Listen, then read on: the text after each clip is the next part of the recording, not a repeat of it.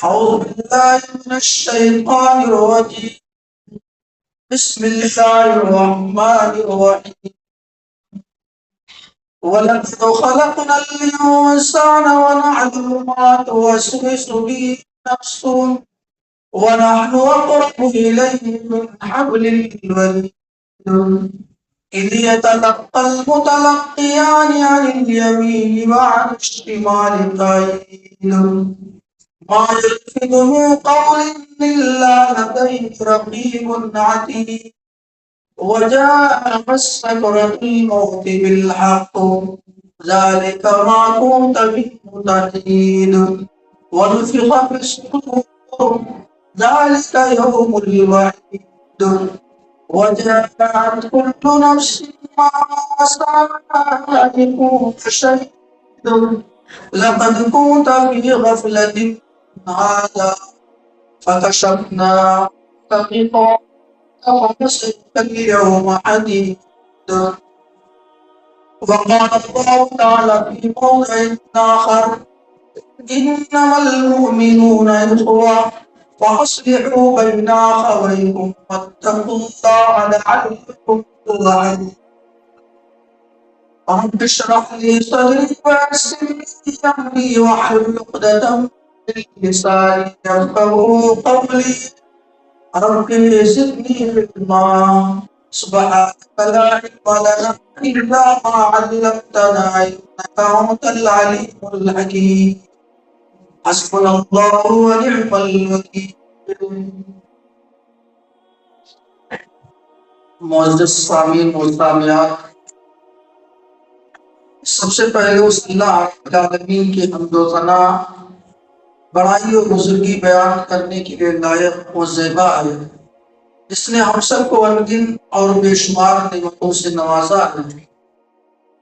بعد درود و سلام رب العالمین کے تمام نبیوں پر، خصوصاً ہم سب کے آخری نبی محمد صلی اللہ علیہ وسلم پر۔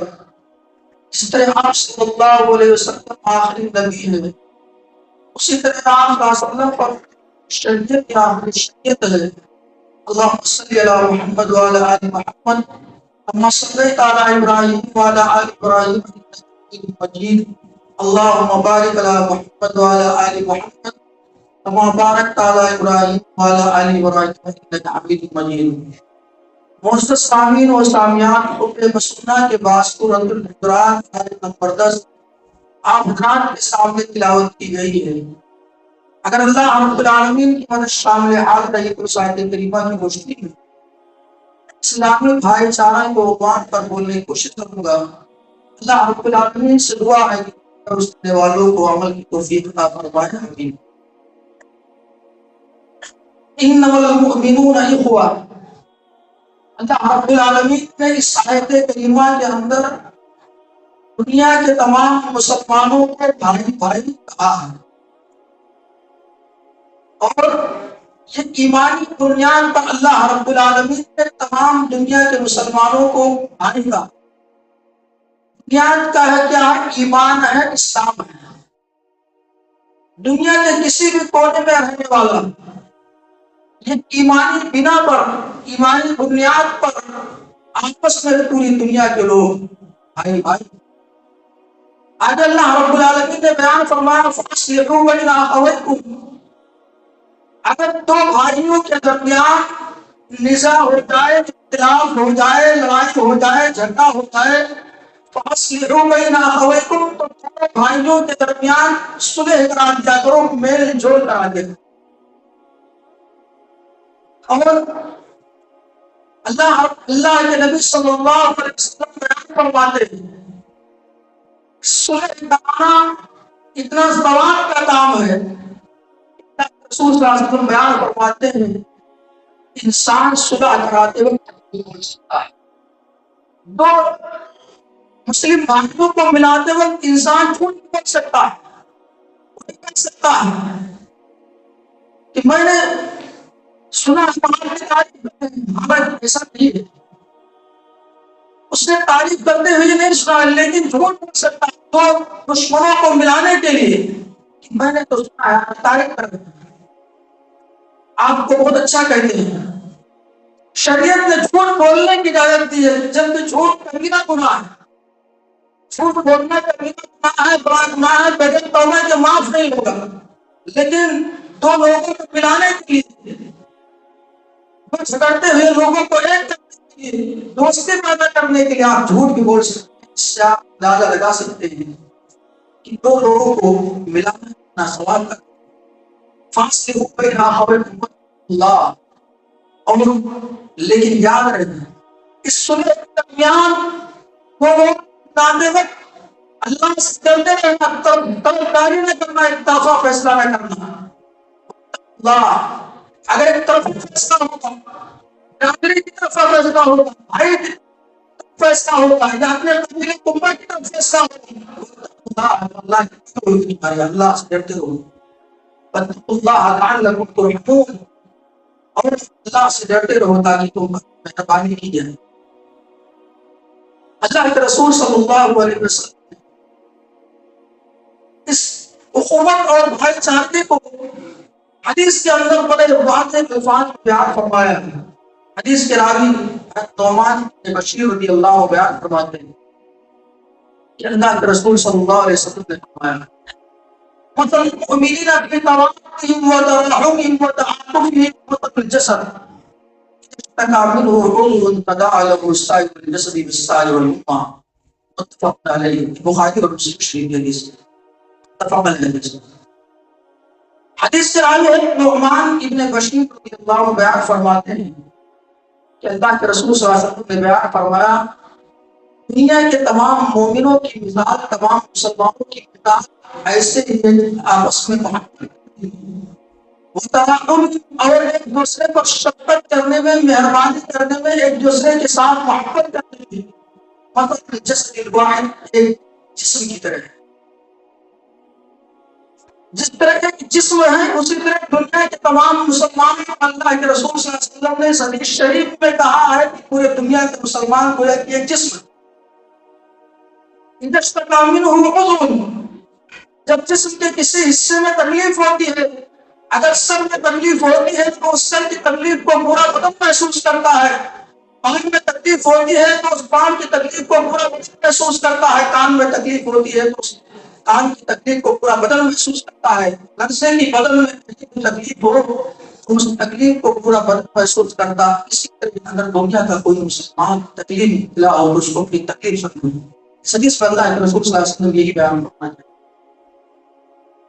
اس سے بدن کے جب کسی حصے میں تکلیف ہوتی ہے تو بدن کو نیند نہیں پڑتی ہے اور پورے بدن میں بخار ہو جاتا ہے۔ اللہ کے رسول صلی اللہ علیہ وسلم نے بیان فرمایا پورا بدن بے چین ہو جاتا ہے۔ اسی طرح دنیا کے اندر کسی مسلمان کو تکلیف پہنچے تو اس کو اپنی تکلیف پہنچے اور امکان اس کی مدد کرنے کی کوشش کرو۔ اور اسلام تو دین ہے میرے بھائی لوگ، صرف مسلمانوں کی بات نہیں کرتا، المؤمن من امنه الناس۔ اللہ کے رسول صلی اللہ علیہ وسلم نے بیان فرمایا مومن وہ ہے جس سے لوگ محفوظ رہے، سیف رہے، معمون نہیں۔ مومن وہ ہے جس سے کسی کو تکلیف نہ پہنچائے، چاہے مسلم ہو یا نان مسلم ہو، کسی کو تکلیف نہ پہنچائے۔ یہ اللہ کے رسول صلی اللہ علیہ وسلم کا فرمان ہے۔ جو ہے جس سے تمام دنیا کے تمام لوگ محفوظ رہے، سیف رہے، کسی کو تکلیف نہ پہنچائے۔ المسلم من سلم المسلمون من لسانه ويده۔ اللہ کے رسول صلی اللہ علیہ وسلم نے بیان فرمایا مسلمان کو جس کی زبان اور ہاتھ سے مسلمان محفوظ رہے، سلم رہے، بچے رہے۔ اس حدیث میں اللہ کے رسول صلی اللہ علیہ وسلم نے یہ فرما دیا کہ مسلمان اگر اپنے آپ کو مہلاتے ہو، المسلم من سلم المسلمون من لسانه ويده، مسلمان کو جس کی زبان اور ہاتھ سے دنیا کے مسلمان معمول رہے، محفوظ رہے، سلم رہے۔ اللہ کے رسول صلی اللہ علیہ وسلم نے دوسری حدیث میں بیان فرمایا المؤمن للمؤمن كالبنيان يشد بعضه بعضا۔ ایک مومن ایک مسلمان دوسرے مسلمان کے لیے عمارت کی مانند ہے، ایک دیوار کی مانند ہے، دیوار کی طرح ہے۔ اس لیے یہ ایک عمارت ہے۔ اللہ کے رسول صلی اللہ علیہ وسلم نے بیان فرمایا کہ ایک مومن ایک مسلمان دوسرے مسلمان کے لیے ایک عمارت میں گھر کی طرح ہے، یشد بعضه بعضا، جس طرح گھر ایک دوسرے کو مضبوط کرتی ہے۔ اگر عمارت کے بیچ سے اگر کہیں سے اینٹیں نکال دی جائے تو عمارت پر جو ہو جائے گی۔ اسی طرح ایک مسلمان دوسرے مسلمان کو اسلام مسلمان کمزور کے جائیں گے، اس میں لڑتے رہیں گے تو کمزور کے جائیں گے۔ اللہ کے رسول صلی اللہ علیہ وسلم نے بیان فرمایا جس طرح ایک اینٹ دوسرے اینٹ کو مضبوط کرتی ہے، اسی طرح ایک مسلمان دوسرے مسلمان کو مضبوط کرو، ایک مسلمان دوسرے مسلمان کا ساتھ دے، ایک مسلمان دوسرے مسلمان کا تعاون کرے، مدد کرے۔ وَتَعَاوَنُوا عَلَى الْبِرِّ، اللہ رب العالمین نے بیان فرمایا نیکی کے معاملے میں اگر نیک کام کوئی کرتا ہے تو نیکی کے معاملے میں ایک دوسرے کی مدد کرو۔ وَلَا تَعَاوَنُوا عَلَى الْإِثْمِ وَالْعُدْوَانِ، لیکن اگر برائی کے معاملے میں آپ سے کوئی مدد کر رہا ہے، مدد مانگ رہا ہے تو آپ اس کی مدد نہ کریں۔ کوئی غلط کام کے لیے مدد مانگ رہا ہے، کوئی ظلم کے لیے مانگ رہا ہے تو آپ اس کی مدد نہ کریں۔ غلط جگہ پہ جانے کے لیے آپ سے مدد مانگ رہا ہے تو آپ اس کی مدد نہ کریں۔ لیکن اگر نیک کام کے لیے آپ سے مدد مانگ رہا ہے، اچھی بات کے لیے مدد مانگ رہا ہے، اللہ کے رسول صلی اللہ علیہ وسلم وَتَعَاوَنُوا عَلَى الْبِرِّ وَالتَّقْوَىٰ، نیکی اور تقوی کے معاملے میں ایک دوسرے کا تعاون کرو، ایک دوسرے کا مدد کرو۔ وَلَا تَعَاوَنُوا عَلَى الْإِثْمِ وَالْعُدْوَانِ، گناہ اور زیادتی ظلم کے معاملے میں ایک دوسرے کا تعاون نہ کرو، مدد کرو۔ اللہ کے رسول صلی اللہ علیہ وسلم کی لمبی حدیث جس کو امام مسلم رحمۃ اللہ علیہ کتاب البر والصلہ والادب میں لائے ہیں، جس کے راوی ابو ہریرہ رضی اللہ عنہ بیان فرماتے ہیں عن ابی ہریرہ رضی اللہ عنہ قال قال رسول اللہ صلی اللہ علیہ وسلم لا تحاسدوا، لوگوں ایک دوسرے سے حسد نہ کرو، جلن نہ کرو۔ حسد اتنا بڑا گناہ ہے میرے بھائیوں۔ حسد کیا ہے؟ حسد کی تمنا ہوتی ہے، حسد کبھی یہ تمنا کرتا ہے، جلنے والا کبھی یہ تمنا کرتا ہے کہ اس کی اولاد ہو جائے، کبھی یہ تمنا کرتا ہے اس کی جائیداد ہو جائے، برباد ہو جائے۔ حسد تو اللہ کے رسول صلی اللہ علیہ وسلم نے بیان فرمایا لا تحاسدوا، حسد نہ کرو، جلن نہ کرو، ایک دوسرے سے جلو نہیں۔ اور حسد اتنی خطرناک بیماری ہے میرے بھائیوں کہ حسد کی نیکیوں کو برباد کر دیتی ہے۔ جو حسد کرتا ہے حسد کی نیکیاں اسی طرح چل جاتی ہیں جس طرح لکڑی، جس طرح آگ لکڑی کو جلا دیتی ہے، اسی طرح حسد کی نیکیاں اللہ تعالیٰ جلا دیتا ہے، برباد کر دیتا ہے۔ اتنا خطرناک عمل ہے، اتنا خطرناک جو ہے جلن۔ اور اللہ کے رسول صلی اللہ علیہ وسلم نے حسد کو حرام کر دیا ہے، لہذا ولا تحاسدوا ولا تناجشوا، اور دلالی نہ کرو۔ آج کوئی بھی بزنس ہے، کوئی بھی تجارت دلالی کے ہوتا ہی نہیں، کمپنی کی ہوتا ہے۔ کوئی بھی تجارت آپ زمین خریدنا چاہیں آپ کو دلال مل جائے گا، یہاں تک کہ شادی بیاہ کے معاملے میں بھی آپ کو دلال مل جائے گی اللہ تعالیٰ کے لیے۔ اور اسلام نے دلالی کو حرام کر دیا، حالانکہ اس کو لے کی وہ چیز اس قیمت بڑھا رہا ہے، بولی لگا رہا ہے، اور شریعت اللہ کے رسول صلی اللہ علیہ وسلم نے اس کو ولا تناجشوا، دلالی نہ کرو۔ جب دلالی حرام ہے تو دلالی کی روٹی کھانا بھی حرام ہے میرے بھائیوں۔ لیکن کتنے ایسے لوگ ہیں جو دلالی کی روٹی کھاتے ہیں۔ ولا تناجشوا لا تحاسدوا ولا تناجشوا ولا تباغضوا، اور ایک دوسرے سے نہ رکھو، کینہ نہ رکھو، ایک دوسرے کو دیکھ کر نفرت نہ کرو، ولا تباغضوا ولا تدابروا، اور ایک دوسرے کو دیکھ کر منہ نہ پھیرو، وہ ادھر آ رہا ہے ادھر منہ پھیر لیا، وہ ادھر منہ پھیر لیا۔ ولا تدابروا ولا یبغی بعضکم ولا بغی بعض، اسلام مسلمان سے ڈیمانڈ کرتا ہے، مطالبہ کرتا ہے، ایمان ہم سے تقاضا کرتا ہے تمام چیزوں کا۔ ولا یبغی بعضکم ولا بغی بعض، اور کوئی تجارت کر رہا ہے تو اس کی تجارت نہ کرو، کوئی کھیت خرید رہا ہے جب تک توبہ کا معاملہ فیصل نہ ہو جائے، کلیئر نہ ہو جائے، جب تک وہ کہے گا کہ ہم اس سے نہیں لیں گے، تب تک تیسرا اس کے پیش میں پڑنا چاہیے، کیونکہ اسلام نے حرام کر دیا ہے۔ ولا یبغی بعضکم ولا بغی بعض، کسی کے سودا نہ کرو، کسی کے تجارت نہ کرو۔ ایک شخص لے رہا ہے، جب شادی بیاہ کا معاملہ ہے، نکاح کا معاملہ، جب تک کلیئر نہ ہو جائے تیسرے کو نہیں لانا چاہیے، کیونکہ شریعت نے حرام کر دیا۔ ولا یبغی بعضکم ولا بغی بعض وکونوا عباد اللہ اخوانا، تم وکونوا عباد اللہ، اللہ کے بندوں تم سارے بھائی جاؤ، وکونوا عباد اللہ اخوانا المسلم المسلم۔ اللہ کے رسول صلی اللہ علیہ وسلم نے فرمایا مسلمان بھائی، اللہ یظلمہ، ایک مسلمان دوسرے مسلمان پر ظلم نہیں کرتا ہے، لا یظلمہ ولا یخذلہ، ایک مسلمان دوسرے مسلمان کو بے یار مددگار نہیں چھوڑتا ہے۔ کسی کے حوالے نہیں کرتا، کسی کو کرتا کہ دل لے جاؤ اس کو، چاہے تیرے معاف کر، بس نہیں، ولا يخونه ولا يحقره، اور کسی کو حقیقت نہیں سمجھتا ہے، کمتر نہیں سمجھتا، گھٹیا نہیں سمجھتا، ولا يقدروا ان تقول ها هنا. اللہ کے رسول صلی اللہ علیہ وسلم نے بیان فرمایا، اپنے دل کی طرف اشارہ کرتے ہوئے بیان فرمایا، بشیر بن اسد ثلاث مرات، اللہ کے رسول صلی اللہ علیہ وسلم نے جملہ 3 مرتبہ فرمایا، تقوی یہاں ہے، تقوی یہاں ہے، تقوی یہاں ہے. تقوی دل میں ہوتا ہے، تقوی کا تعلق دل ہے، یا لباس نہیں ہے کہ کوئی، میں نہیں کہتا ہوں آپ شرعی لباس نہ پہنتا ہے، لیکن تقوی کا محل، تقوی کی جگہ دل ہے. تقوی حاضر بشیر بن اسد ثلاث مرات بحسب امرئ من الشر ان يحيى اخاه المسلم. اللہ کے رسول صلی اللہ علیہ وسلم نے بیان فرمایا، کسی مسلمان کے حقیق ہونے کے لیے یہ بات کافی ہے کہ وہ مسلمان بھائی کو حقیق جانے. شریعت نے بالکل فیصلہ کر دیا. اللہ کے رسول صلی اللہ علیہ وسلم نے فیصلہ کر دیا، اگر میں آپ کو کمتر سمجھوں گا تو میں کمتر ہوں، میں آپ کو گھٹیا سمجھوں گا تو میں گھٹیا ہوں. یہ شریعت کا فیصلہ ہے. لوگوں کا پیمانہ کچھ ہوا پھر اس سے لینا دینا، عوام کا پیمانہ کچھ ہے، شریعت کا فیصلہ یہ ہے، اگر میں آپ کو کمتر سمجھتا ہوں تو میں کمتر ہوں، میں آپ کو اچھا سمجھتا ہوں تو میں ہوں، میں آپ کو گھٹیا سمجھتا ہوں تو میں گھٹیا ہوں. یہ شریعت کا فیصلہ ہے. بحسب امرئ من الشر ان يحقر اخاه المسلم، مسلم حرام دم و مال و عرض.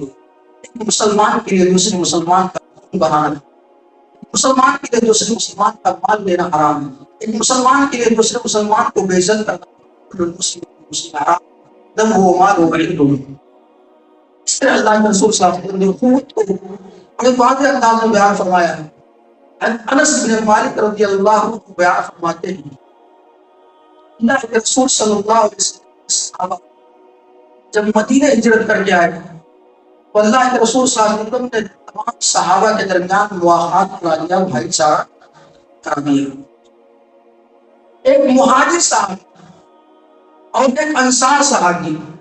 مہاجر کہتے ہیں ہجرت کرنے والے کو، مکے سے جب مسلمان ہجرت کر کے آئے، اپنے گھر بار کو چھوڑ کر، اپنے گھر کو چھوڑا، اپنے وطن کو چھوڑا، اپنے سب جائیداد کو چھوڑا، یہاں تک کہ کسی نے اپنی اولاد کو چھوڑ کر اپنا ایمان بچا کر مدینہ پہنچا، سب کچھ چھوڑ کر آیا، کچھ نہیں تھا، خالی ہاتھ ہے، خالی ہاتھ مکے سے مدینے آئے. کچھ نہیں تھا، زندگی گزار کچھ چاہیے، رہنے کے لیے گھر چاہیے، کھانے پینے کے لیے اناج غلہ چاہیے، کچھ نہیں تھا، خالی ہاتھ آئے. اللہ کے رسول صلی اللہ علیہ وسلم نے مہاجر اور انصار صحابہ کے درمیان مواخات کرا دیا، بھائی چارہ کرا دیا.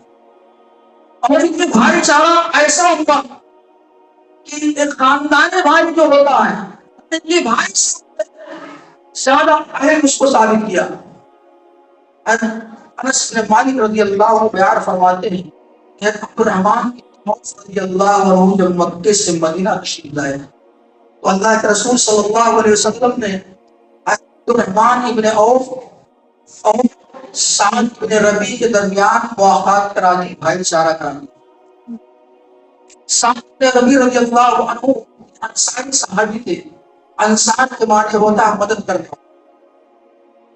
انصاری صحابی تھے، انہوں نے کہا کہ اے عبد الرحمن ابن عوف، میں انصار صحابہ میں سب سے زیادہ مالدار ہوں، مجھ سے مالدار کوئی نہیں. اور اللہ کے رسول صلی اللہ علیہ وسلم نے ہم دونوں کو بھائی بھائی بنا دیا ہے، دین بھائی بنا دیا ہے، اسلامی بھائی بنا دیا ہے. میں اپنا مال کو حصوں میں بانٹتا ہوں، ایک حصہ آپ کو دیتا ہوں اور ایک حصہ آپ کو دیتا ہوں. اور ایزان یہاں تک کیا کہ میری 2 بیویاں ہیں اور ان دونوں بیویوں کو دیکھ لو، میری دونوں عورتوں کو دیکھ لو، جو پسند آئے وہ بتا دو، میں طلاق دے دوں گا، اور جب پوری ہو جائے گی تو آپ سے نکاح کر لیں گے. عبد الرحمن بن عوف جو مہاجر صحابی لوگ غیور ہوتے ہیں، کہتے بارک اللہ فی آلک و مالک، اللہ آپ کے اہل و عیال میں، آپ کے گھر والوں میں آپ کے برکت عطا فرمائے. صحابہ نے ایثار کیا، وَيُؤْثِرُونَ عَلَىٰ أَنفُسِهِمْ وَلَوْ كَانَ بِهِمْ خَصَاصَةٌ. خود محتاج ہوتے تھے لیکن دوسروں کی ضرورتوں کو پوری کر دیا کرتے تھے، خود سے ہوتے تھے لیکن اپنی ضرورتیں نہ پوری کر کے اپنے مسلمان بھائی کی ضرورت کو پوری کر دیا کرتے. لیکن آج ہمارا معاملہ ہے میرے بھائیوں، گودام میں بھرے گلوں سے بھوکوں کے شکم ہے خالی خالی. آج ہمارے پاس غلے کی اور روپے پیسے کی تیل ہے، کثرت ہے، محتاج ہے، لیکن آج اس ٹھنڈی کے موسم میں آج ہمارے پڑوسی کی، آج اگر ہم مالدار ہیں تو ہمارے مال میں ہمارے غریب پڑوسی کا بھی حق ہے. ہم مالدار ہیں تو ہمارے ملک میں ہمارے رشتے دار، غریب رشتے دار کا بھی حق ہے. اگر اس حق کو ہم نے ادا نہیں کیا تو اللہ کے یہاں ہماری گرفت ہوگی، پکڑ ہوگی. یہ بس سمجھیے گا کہ مال ہم نے کمایا ہے، مال اللہ نے ہمیں دیا ہے، ہم جیسے چاہیں اس کو آئے. اگر آپ کا رشتے دار غریب ہے، آپ مالدار ہیں، آپ کے مال آپ کے غریب رشتے دار کا حق ہے، آپ اس کو نبھائیے، اس کو ادا کیجیے. آپ کا پڑوسی غریب چاہے مسلم ہو یا نان مسلم ہے، آپ مال میں اس کا حق ہے، اس کا حق ادا کرتے رہیے، ورنہ اللہ رب العالمین آپ کی گرفت فرمائے گا، پکڑ لے. ابو ہریرہ رضی اللہ عنہ حدیث کی روایت کی بخاری شریف کتاب تفسیر کے حدیث. ابو ہریرہ رضی اللہ عنہ کہتے ہیں کہ شخص اللہ کے رسول صلی اللہ علیہ وسلم کے پاس تشریف لایا ہے. ابو ہریرہ رضی اللہ عنہ، ابو ہریرہ رضی اللہ عنہ یہ مسجد نبی میں رہا کرتے تھے، اور کوئی صحابی وغیرہ کچھ لا کے دے دیتا تھا تو لوگ کھا لیا کرتے تھے. اللہ کے رسول صلی اللہ علیہ وسلم سے تعلیم حاصل ہے. ابو ہریرہ رضی اللہ عنہ اللہ کے رسول صلی اللہ علیہ وسلم کے پاس آئے تو اللہ کے رسول صلی اللہ علیہ وسلم، اللہ کے رسول صلی اللہ علیہ وسلم نے انہیں ازواج مطہرات اپنی بات کے پاس بھیج دیا کہ جاؤ میرے کو تناول فرماؤ، مستحب ہے. لیکن تمام بیویوں کے پاس ایک جواب ملا کہ گھر میں کھانے کا کوئی سامان نہیں. آپ ذرا اندازہ لگائیے، امت کا ساری کائنات میں ساری کائنات میں سب سے اعلیٰ اس کے گھر میں کھانے کا کوئی سامان نہیں. اللہ کے رسول صلی اللہ علیہ وسلم کے بعد تشریف لاتے ہیں، لیکن اللہ کے نبی صلی اللہ علیہ وسلم کھانے کا کچھ نہیں. اللہ کے رسول صلی اللہ علیہ وسلم فرماتے ہیں آج اسلام میرے اس مہمان کی کون ضیافت کرے گا، کون مہمان نوازی کرے گا. ایک انصاری صاحب طلحہ رضی اللہ عنہ، وہ طلحہ رضی اللہ عنہ کھڑے ہوتے ہیں، اللہ کے رسول صلی اللہ علیہ وسلم نے چنانچہ وہ بھی اپنے گھر لے جاتے ہیں. اور جب گھر لے جاتے ہیں تو اپنی بیوی سے کہتے ہیں اللہ کے رسول صلی اللہ علیہ وسلم کے مہمان ہے، گھر میں کھانے کا جو بھی سامان ہوگا سب اس کے سامنے پیش کر دینا، کوئی چیز بچا کے نہ رکھنا. بیوی کہتی ہے آج گھر میں اتنا کھانا ہے بچے کھا سکتے، ہمارے کھانے کا بھی انتظام نہیں ہے، بندوبست نہیں ہے. صحابی کہتے ہیں ایسا کرنا جب کھانے لگے، مہمان کھانے لگے تو چراغ کو گل کر دینا، بجھا دینا، اور ہم کے ساتھ بیٹھیں گے اور ایسا ظاہر کریں گے کہ ہم بھی کھا رہے ہیں لیکن ہم کھائیں گے. اس طرح وہ اللہ کے رسول صلی اللہ علیہ وسلم کے مہمان ہیں. ابو ہریرہ رضی اللہ عنہ نے شکم سیر ہو کر کھایا اور پورا گھر بھوکا بس سویا. فاتح میں پوری رات گزار دی انہوں نے. جب صبح اللہ کے رسول صلی اللہ علیہ وسلم کے پاس وہ طلحہ انصاری رضی اللہ عنہ تشریف لاتے ہیں، اللہ کے رسول صلی اللہ علیہ وسلم بیان فرماتے ہیں اللہ رب العالمین کو فلاں اور فلانا کو بہت پسند آیا، اللہ نے فلاں اور فلانا کو بہت پسند کیا ہے. اور حدیث میں اور آگے الفاظ ہیں اللہ رب العالمین نے فلاں اور فلانے اس واقعے سے مسکرا دیا، اللہ رب العالمین کو ہنسی آ گئی. وَيُؤْثِرُونَ، اور یہ آیت نازل فرما دی وَيُؤْثِرُونَ عَلَىٰ أَنفُسِهِمْ وَلَوْ كَانَ بِهِمْ خَصَاصَةٌ. یہ خود بھوکے رہتے ہیں، یہ خود ضرورت مند رہتے ہیں، خود فاقے سے رہتے ہیں، خود بھوکے رہتے ہیں، لیکن دوسروں کو کھلا دیتے ہیں. خود ضرورت ہوتے ہیں، خود محتاج ہوتے ہیں، لیکن دوسروں کی ضرورتوں کو پوری کر دیا کرتے ہیں. اللہ رب العالمین نے ان کی شان میں آیت کریمہ نازل فرماتی ہے وَيُؤْثِرُونَ عَلَىٰ أَنفُسِهِمْ وَلَوْ كَانَ بِهِمْ خَصَاصَةٌ. خود ضرورت مند ہوتے ہیں لیکن کی ضرورتیں نہ پوری کرتے، دوسری کی ضرورتوں کو پوری کر دیا کرتے ہیں. یہ ٹھنڈی کا موسم ہے، اس میں آپ اپنے بھائیوں کا تعاون لیجیے، جس کے پاس کچھ دینے کے لیے ہو. انشاءاللہ آپ کسی کو دے سکتے ہیں، کسی غریب کو، کسی کو سویٹر دے سکتے ہیں، کسی کو کمبل دے سکتے ہیں، کسی کو لحاف دے سکتے ہیں. اللہ نے آپ کو مال و دولت سے نوازا ہے تو اس مال کو جہاں آپ صدقہ و زکات کر کے، خیرات کر کے اپنے آپ اپنی آخرت بنا لیجیے، اپنی آخرت بنا لیجیے. ایک کنجی ہے جو آپ کے ہاتھ میں، اس کو گھما دیجیے آخرت کے لیے. اللہ رب العالمین نے آپ کو موقع دیا ہے، مال دیا ہے، اس مال سے آپ فائدہ اٹھا لیجیے، ورنہ ایسا نہ ہو کہ آخری وقت میں بس آنا پڑے اور یہ کہنا پڑے اے اللہ مجھے تھوڑی سی مہلت دے دے تاکہ میں صدقہ کروں، میں بھی نہیں لوگوں میں شامل ہو جاؤں. مرتے وقت برا انسان سب سے پہلے یہ تمنا کرے گا کہ اللہ تھوڑی سی مہلت دے دے تاکہ میں صدقہ کروں. آپ ان کے صالحین اور نیک لوگوں میں شامل ہو جاؤ۔ اللہ رب العالمین سے دعا ہے اللہ ہم سب کو ایک کر کے دین کا خادم بنانا۔ بارک اللہ لنا ولکم قرآن العظیم ونفعنا بالآیات والذکر الحکیم۔